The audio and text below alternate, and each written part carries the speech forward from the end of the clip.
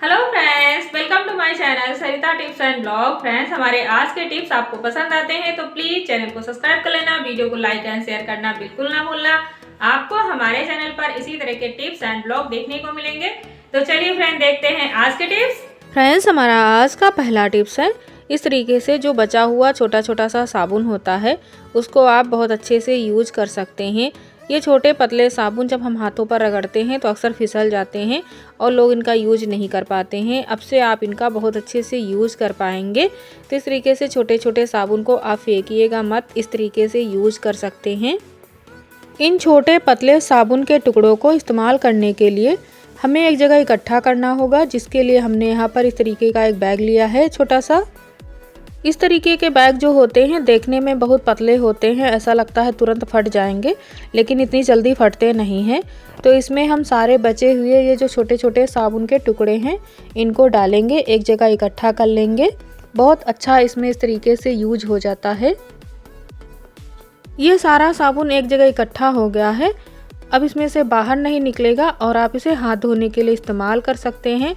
इसी तरीके से कपड़े धोने वाले ये जो साबुन होते हैं ज़्यादा पतले हो जाते हैं तो हम इनको कपड़े पर अच्छे से रगड़ नहीं पाते हैं। आपके पास साबुन के जितना भी टूटा हुआ पीस है या बहुत ज़्यादा पतला पीस है, सारा साबुन आप इस तरह से इकट्ठा करके रख लीजिए। उसके बाद आप कपड़े धोइए, बहुत आसानी से कपड़े भी साफ़ हो जाते हैं और साबुन भी बहुत अच्छे से यूज हो जाता है। टूटा हुआ साबुन यूज हो जाता है बहुत अच्छे से, कपड़े भी साफ़ हो जाते हैं, बार बार हाथों से फिसलकर साबुन नहीं निकलता है। और जब हमको ब्रश लगाने की ज़रूरत होती है तो ब्रश का भी यूज नहीं होता है, क्योंकि इसी बैग से कपड़ा साफ़ हो जाता है। इसी की रगड़ से कपड़े में चमक आ जाती है, अलग से ब्रश लगाने की ज़रूरत नहीं होती है। कपड़े को अच्छे से साबुन लगाने के बाद हम इसको पानी से धुल लेंगे, जो भी इसके अंदर झाग है उसको हटा देंगे। उसके बाद जहाँ पर भी धूप आती हो वहाँ पर इसको हैंग कर दीजिए, सूख जाता है। अगली बार फिर से आप इसको इस्तेमाल कर सकते हैं। तो इस तरीके से यूज़ करने के बाद पानी डालेंगे और इसको कहीं भी हैंग कर दीजिए। इसका बहुत अच्छे से पानी निकल जाता है, यह बैग बहुत जल्दी सूख जाता है। इसी तरह से हम हाथ धुलने वाले साबुन का भी यूज़ कर लेते हैं। यह सारा इकट्ठा हो गया है, हाथों से फिसल कर नीचे नहीं गिरता है। बच्चों को तो बहुत मज़ा आता है जब इस तरीके से देते हैं हाथ धुलने के लिए। छोटे छोटे पीस तो बच्चों के हाथों से बहुत ज़्यादा गिरते हैं, बड़ा तो बहुत अच्छे से यूज़ कर लेते हैं, लेकिन छोटे पीस में दिक्कत होती है। तो इस तरीके से हाथ धुलने के बाद इसको भी साफ़ कर देंगे और एक जगह इसको हैंग कर देंगे, सूख जाएगा। उसके बाद अगली बार फिर आप इस्तेमाल कर सकते हैं।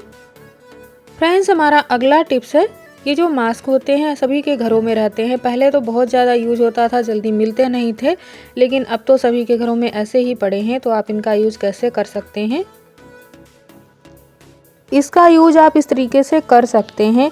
कभी कभी हम घर से बाहर होते हैं, हमारे फ़ोन में बैटरी नहीं होती है, हमको मिल जाता है चार्जिंग बोर्ड और हमारे पास चार्जर भी होता है, लेकिन मोबाइल रखने के लिए कोई जगह नहीं होती है। सभी लोग क्या करते हैं, पिन लगाते हैं चार्जिंग की और मोबाइल को रख देते हैं चार्जर के ऊपर। ज़्यादा ऊंचाई पर यदि हम रखते हैं कभी कभी नीचे ही गिर जाता है, जिसकी वजह से मोबाइल टूट जाता है। इतना महंगा मोबाइल लेते हैं और थोड़ी सी लापरवाही की वजह से मोबाइल गिर करके ख़राब हो जाता है, टूट जाता है।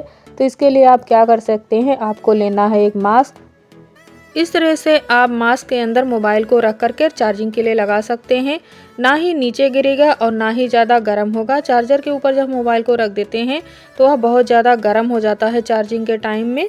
तो इस तरीके से आप मास्क का यूज़ कर सकते हैं मोबाइल चार्जिंग के लिए। नीचे आपको जगह नहीं है तो भी आप इस तरीके से मोबाइल चार्जिंग के लिए लगा सकते हैं। बहुत सारे ऐसे मास्क होते हैं जिनमें इस तरीके से चिपका हुआ रबड़ निकल जाता है, जिसकी वजह से हम इसको बेकार समझकर फेंक देते हैं। तो अब से फेंकना नहीं है, दूसरे कामों के लिए इस्तेमाल कर लेना है। एक साइड हम इसको कैंची से कट करके खोल लेंगे। यह बिल्कुल छोटे पॉकेट बैग की तरह बनकर तैयार हो जाता है। आप इसमें कुछ भी रख सकते हैं। ज़्यादातर सभी लोग हाथ में ही मोबाइल को रखते हैं, लेकिन कभी कभी पर्स में भी रखना पड़ता है, जिसमें पहले से काफ़ी सारा मेकअप का सामान भरा पड़ा रहता है। स्क्रैच ना लगे मोबाइल में, इसलिए आप इसमें डाल करके पर्स में रख सकते हैं। पर्स भी ज़्यादा भारी नहीं होता है। और हम ये चश्मा अपने साथ में ले जाते हैं कभी कभी, तो इसको भी आप इस तरीके से रख सकते हैं बैग में, जिससे बैग ज़्यादा भारी नहीं होता है।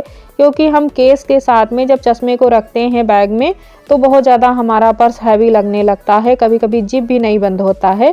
तो इस तरीके से आप ऐसे ही इसमें रख लीजिए, इसको ले जाने की ज़रूरत नहीं है, इसमें भी बहुत ज़्यादा सुरक्षित रहता है। तो इस तरीके से आप चश्मे को रख सकते हैं। और हमारा तीसरा टिप्स है मास्क यूज़ करने का।